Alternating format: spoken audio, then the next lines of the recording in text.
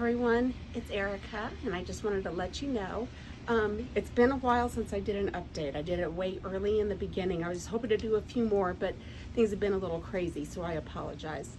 A week from tomorrow, so that puts us at June 13th, 2021, I will be participating in my Fight for Air climb that I've been talking about and putting a little bit out.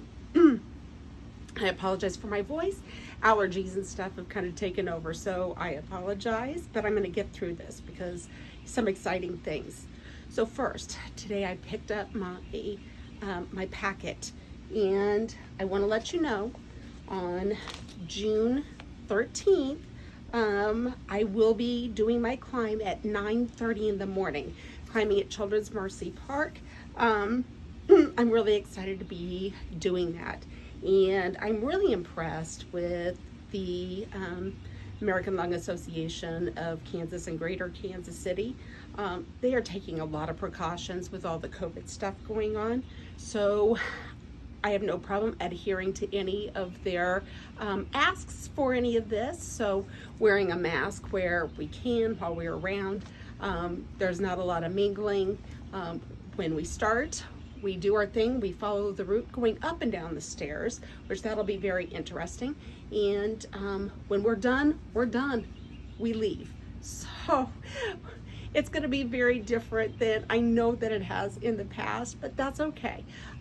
We do it as we can. It's a different time of year, it's a different location, it's gonna be outside instead of inside a stairwell. So I'm really excited for that to be happening. I don't think that I have shared as to why I climb. I have done this, actually I was planning to do a couple of videos about this, and time got away.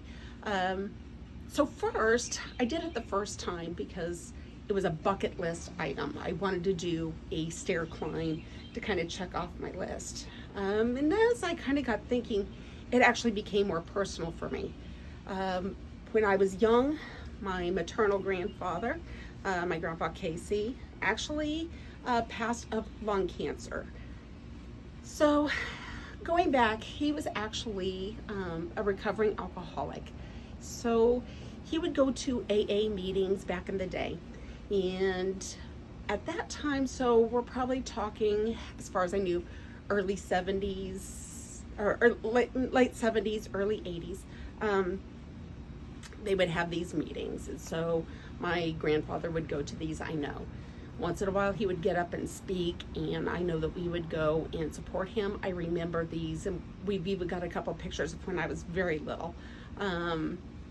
So a couple things I remember about those is, first, my grandfather getting up to the mic and saying, hi, I'm Casey, and I'm an alcoholic. And the response would be, hi, Casey. So I do remember that. I also remember the cloud of smoke in the room. And I don't think I even thought about it, because back then you could smoke inside and it was not as taboo. The thing to do was to go smoke, and especially if you're looking for a new and more legal vice when you were trying to recover from a different addiction. That's what it was. So that would kind of hang in the air. And what ended up happening is my grandfather did not smoke, but he ended up contracting lung cancer from the secondhand smoke from being in that room. And I could tell you, when I was little, I do remember distinct smell I have is the smoke I had on my little dresses and stuff. So I do remember that. So when I was in 3rd grade, he ended up passing of lung cancer, and that was quite a messy battle. I kind of remember my mom going on her nights to take care of him, and him being in the bed. It was pretty awful. So that's one of the things, is beyond just the smoking, but the secondhand smoke. The next story that I have is my husband's father, my father-in-law, was a smoker for many, many years, from what I understand, from about the time that he was 12. I know that he ended up getting emphysema. I don't remember if He was diagnosed while my husband and I were together, but he did end up with emphysema. There were some times where he was on an oxygen tank, but he would sneak off and continue smoking because he was having trouble breaking that habit. Eventually, it did end up taking him. We spent Father's Day with him in 2002. So that was on a Sunday. The very next day, he was unconscious and unresponsive. He was rushed to the hospital, and he was in ICU, and his body finally gave up. A week and a half later, we lost him. So it went that fast, at least for us, but his body was just not handling the not being able to breathe any longer. So that's my other connection to doing this climb. So I could gather both of those even when I did the climb in 2019. When this last year hit, as we all know, COVID. I'm so sorry. COVID really took hold of a lot of people. It affected people that I love, and is actually currently affecting people I love. My dear friend Nikki, hi Nikki if you're watching, and her mom Linda, hey Linda, and Becky, hey Becky, they were all very affected by this at the peak of everything. Back in July 2020, they all ended up with it. They were in ICU. Becky was not. Becky got to self-quarantine at home. Nikki and Linda were in there, as well as Nikki's grandmother, Juanita, ended up in 3 different ICUs. I am so grateful that Nikki and Linda got through it, and they are thriving now, especially after getting vaccinated. And being through all that, working through the antibodies. Becky's vaccinated, about ready to have a little one. I'm so excited. We ended up losing Juanita in the midst of all of that. And that was so crushing.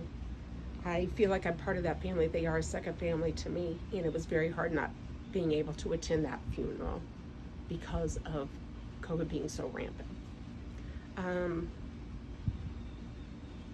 Then my niece's father ended up getting it this spring, and very healthy 41-year-old, and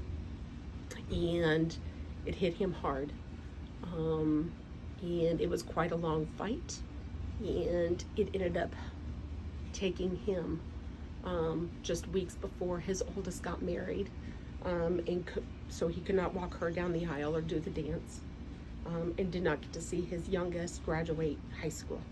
I'm very proud of Danielle. I'm very proud of Lindsay, and I am always very proud of Candace, but I do know it's a very difficult time for them, as there was so much going on while losing their father, while my brother-in-law and sister-in-law were losing their still a dear friend. They were still there was still co-parenting going on, and it really affected a lot on that side of the family. Currently, my daughter's future mother-in-law is fighting right now, and it's been pretty difficult on that side of the family. So it's about getting vaccinated. It's about taking precautions. It's still going. So I want you to know that. It's so there's a lot going on here, and I do want better breathing air for all of us.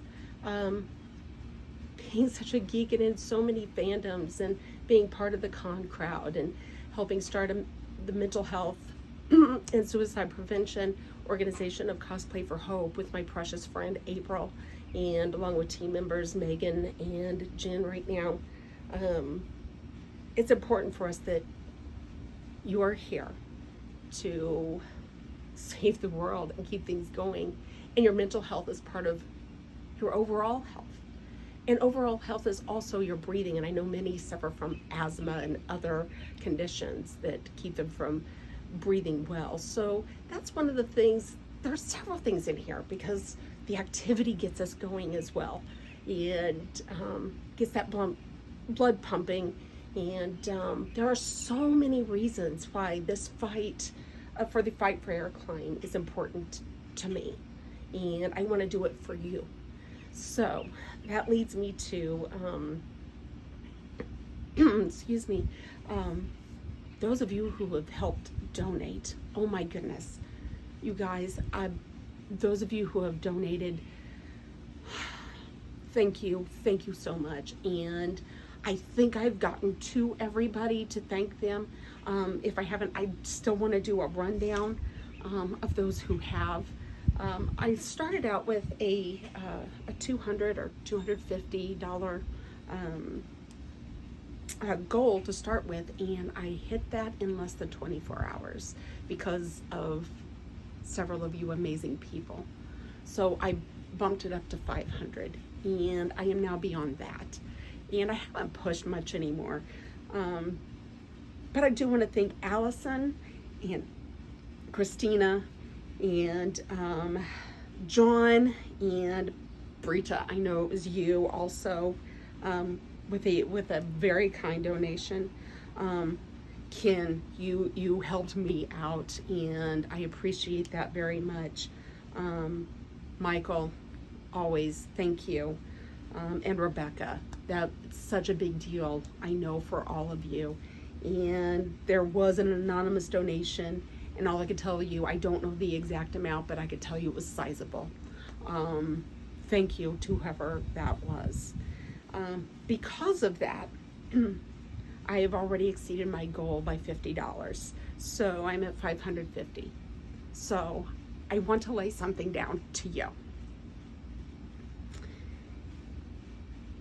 Originally, I set up a team, Geeks for Life. I know a couple of people wanted to help out with that, but pardon me, for a couple of different reasons, they could not be part of this, and totally understandable. So I kind of feel like, per usual with me, and this is not on anybody, I'm not guilting anybody by any means, it just ends up happening, it's life. I'm a team of one, and that's okay. That's okay. I don't mind doing this on my own. I have done many events by myself because I'm on my own time, which is perfect for me, actually. But I originally set a team goal of $2,000, thinking that if I could get 9 more people and we could all do $200, that would be great. So obviously it's just me. I want to bump up my personal goal to $750. So if I could just get $200 more for a personal goal. However, if I can get to my team goal of $2,000 by Thursday, that the 10th? By Thursday the 10th, if I can get $1,250, I will reveal my climb cost tutu, because you know there's going to be a tutu. I will reveal that by Saturday the 12th, so the day before I climb, on video for you to see. And I may give a link to donors first to get an early view of that, maybe on Friday, depending on how that works, but I will get to maybe the donors early. So just a little incentive. I'm really excited about my climbing outfit. So I wanted to throw that out to you because right now, I picked up my packet. I'm not going to show you my bib. I don't do that. Let me get this. Imagine my shock when I opened and was going through my packet, my bib, my safety pins, my information, and I got this. You can see that? it says top fundraiser with $550.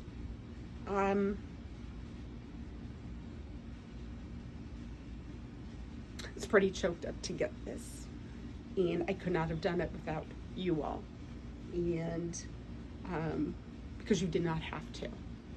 And so thank you for helping me, and thank you for helping others who are going through things like COVID, things, lung cancer, emphysema, asthma. This is where this money is going to. The research, the treatments.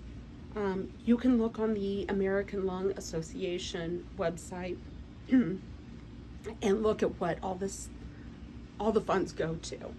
And it's just an important goal to be able to do that. But I wanted to come, and I know this is lengthy, so thanks for sticking with me if you did.